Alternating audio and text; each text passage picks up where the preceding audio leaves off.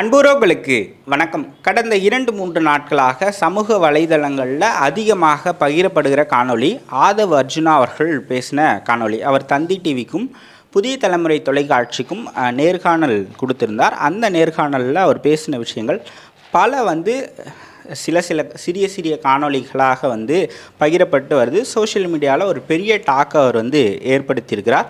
கடந்த ஒரு மாதமாகவே விசிகா அதிக லைம்லைட்டில் வந்துக்கிட்டே இருக்குது, பேசும் பொருளாக ஆகிட்டே இருக்குது. இதில் ஆதவ் அர்ஜுனா அவர்கள் பேசின விஷயம் ரொம்பவே பேசு பொருளாக இருக்குது. அவருக்கு ஆதரவாகவும் எதிராகவும் நிறைய கருத்துக்கள் வந்துக்கிட்டே இருக்குது. இந்த காணொலியில் ஆதவ் அர்ஜுனா யார், அவர் எப்படி விசிகா கட்சிக்குள்ளே வந்தார், அவருடைய பின்புலம் என்ன அப்படின்றத பற்றி தான் பேச போகிறோம். ஆதவ் அர்ஜுனா அவர்கள் திருச்சியை பூர்வீகமாக கொண்டவர். தமிழ் வழி கல்வியில் தான் அவர் படிச்சிருக்கிறார். சிறு வயதிலிருந்தே அவருக்கு பேஸ்கெட் பால் விளையாட்டில் ஆர்வம் அதிகமாக இருந்திருக்கிறது. பேஸ்கெட் பால் ஃபெடரேஷனுடைய பிரசிடெண்ட்டாக இருக்கிறார். தமிழ்நாடு பேஸ்கெட் பால் அதுலேயும் அவர் பிரசிடெண்ட்டாக இருக்கார். தமிழ்நாடு ஒலிம்பிக் கமிட்டியில் ஜெனரல் செக்ரட்டரியாக இருக்கிறார். இந்த மாதிரி பல்வேறு பதவிகளில் அவர் இருந்திருக்கிறார். அரசியல் ஆர்வம் ஈடுபட்டு அவர் திமுகவில் தான் முதல்ல இணைகிறார். அஃபீஷியலாக இல்லாமல் திமுகவினுடைய தேர்தல் அதில் வியூக வகுப்பாளராக அவர் பணியாற்றி இருக்கிறார். 2016, 2019, 2021 ஆகிய தேர்தல்களில் திமுகவினுடைய எலெக்ஷன் ஸ்ட்ராட்டஜிஸில் அவர் ஒர்க் பண்ணுறார். 2021க்கு அப்புறமா தான் அதிலிருந்து வெளியே வரார். 2020 வாக்கிலே அவர் திருமாவளவன் அவர்களை சந்தித்து நான் உங்கள் கட்சியில் 2021 எலெக்ஷனுக்கு அப்புறமா நான் இணையலாம் அப்படின்னு இருக்கேன் அப்படின்னு அவர் திருமாவளவன்கிட்ட பேசியிருக்கிறார். 2022 வாக்கில் அவர் மீண்டும் திருமாவளவன் அவர்களை சந்தித்து இந்த மாதிரி சொல்கிறாரு. அப்போது ஒரு 2 ஒர்க் கொடுக்குறாரு. அதுதான் விடுதலை சிறுத்தைகள் கட்சியின் சார்பில் வருஷம் விருது வழங்கும் விழா நடக்கும். அந்த விழாவை அவர் ஒருங்கிணைக்கிறார். அதே போல் கடந்த ஜனவரி மாதம் வெல்லும் ஜனநாயக மாநாடு அப்படின்னு ஒரு மாநாடை திருச்சியில் ஒருங்கிணைச்சார் திருமாவளவன். நாடாளுமன்ற தேர்தலுக்கு முன்னாடி அந்த மாநாட்டு வேலைகளை ஒருங்கிணைக்கிறதுலையும் அவர் தான் முன்னெடுத்தார். அதை அவர் செஞ்சார். அந்த மேடையிலேயே ஆன்லைனில் விசிகாவினுடைய உறுப்பினர் ஆகிறதுக்கு அதுக்கு ஒரு ஐடியா அவர் க்ரியேட் பண்ணி கொடுக்குறார். வாய்ஸ் ஆஃப் காமன் அப்படின்ற அவங்களுடைய நிறுவனத்தில் இருந்து நான் இதை உருவாக்கியிருக்கேன், இதில் நான் முதல்ல உறுப்பினராக நான் சேர்ந்துக்கிறேன் அப்படின்னு அந்த மேடையிலே தான் அவர் விசிகா கட்சியில் இணைகிறார். அதுதான் அவர் அஃபீஷியலாக விசிகாவில் இணைஞ்சு ஒரு பிப்ரவரி வாக்கில் அவர் ஜனவரி 26 அந்த வாக்கில் இணைகிறாரு. பிப்ரவரி 17 நினைக்கிறேன் அந்த வாக்கில் விசிகாவினுடைய உயர்நிலை குழு கூட்டம் நடக்குது.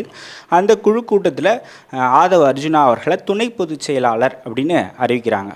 விசிகாவை பொறுத்த வரைக்கும் திருமாவளவன் அவர்கள் தலைவராக இருக்கிறார். சிந்தனை செல்வன், ரவிக்குமார் அவர்கள் 2 பேரும் பொதுச் செயலாளராக இருக்கிறாங்க. எஸ்எஸ் பாலாஜி, வன்னியரசு, ஆளுர் ஷானவாஸ் போன்றவங்க துணை பொதுச் செயலாளராக இருக்கிறாங்க. அந்த 3வது பெரிய போஸ்டிங்கான துணை பொதுச் செயலாளர் பதவியில் ஆதவ் அர்ஜுனா அவர்களை நியமிக்கிறாங்க. ஸோ அப்படியே அவர் அந்த கட்சியில் இணைஞ்சிறார். அப்படியே பயணிச்சுக்கிட்டே வரார். எலெக்ஷன் ஸ்ட்ராட்டஜிஸ்டாகவும் அவர் இருக்கிறார். கடந்த நாடாளுமன்ற தேர்தலின் போது விசிகா 2 தனி தொகுதி, ஒரு பொது தொகுதி கேட்டாங்க. அதில் கள்ளக்குறிச்சி தொகுதியை இவருக்காக தான் கேட்குறாங்க. அவர் வேட்பாளராக ஆக்க போகிறாங்க அப்படின்ற டாக் அப்பயே பெருசாக பேசப்பட்டு வந்தது. ஸோ இப்படி போயிட்டு இருந்தப்போ திமுக கூட்டணியில் 2 தொகுதிகள் தான் விசிகாவுக்கு ஒதுக்கப்பட்டது. விழுப்புரம், அதுக்கப்புறமாக சிதம்பரம், 2 தனி தொகுதி. ஸோ இந்த எலெக்ஷனில் அதிகாரப்பூர்வ அதாவது ஒருங்கிணைப்பாளர், தேர்தல் வியூக ஒருங்கிணைப்பாளராக இவரை நியமிக்கிறார். வார் ரூம் பார்த்துக்கிறது, அதுக்கப்புறமாக கேம்பெயின்லாம் ஒருங்கிணைக்கிறதுக்கான கோஆர்டினேட்டராக ஆதவ் அர்ஜுனா அவர்களை போடுறாங்க. அவர் அந்த கேம்பெயின் ஒர்க்ஸ்லாம் அவர் தான் பார்த்துக்கிட்டார், அவர் தான் முன்னெடுத்தார்.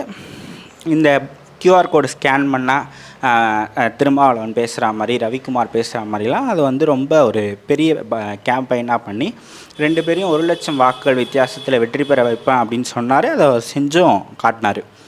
ஸோ இது அப்படி போயிட்டே இருந்தது. ஒரு 2 மாதத்துக்கு முன்னாடி நிறைய ஊடகத்துக்கு பேட்டிலாம் அவர் கொடுக்க ஆரம்பிச்சிட்டு இருந்தார். ஸோ இப்படி போயிட்டே இருந்தது. இப்போ சமீபத்தில் தந்தி டிவியில் அவர் கொடுத்த பேட்டி தான் பெரிய பேசும் பொருளாக ஆச்சு. அதில் அவர் குறிப்பிட்டதில் 2 விஷயம் திமுகவினர் இடையில் கோவத்தை ஏற்படுத்தியிருக்கு அப்படின்னு சொல்லலாம். 4 வருஷம் முன்னாடி சினிமாவில் இருந்துட்டு 4 வருஷத்துக்கு முன்னாடி அரசியலுக்கு வந்தவங்களாம் துணை முதலமைச்சர் ஆகும்போது திருமாவளவன் ஆகக்கூடாதா அப்படின்ற ஒன்று. 2வது அதிகார பகிர்வு.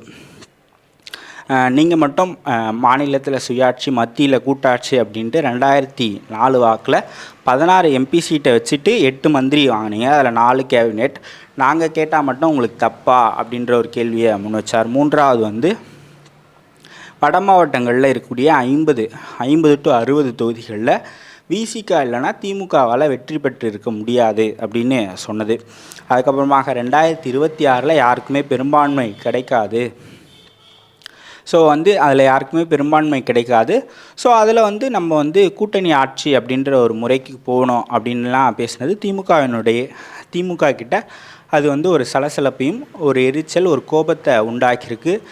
ராசா அவர்கள் வந்து இன்ரிப்ளை பண்ணுறாரு. அதுக்கு அடுத்த நாளே ப்ரெஸ் மீட்டில் புதுசாக கட்சிக்கு வந்தவங்க ஒரு புரிதல் இல்லாமல் பேசுகிறாங்க.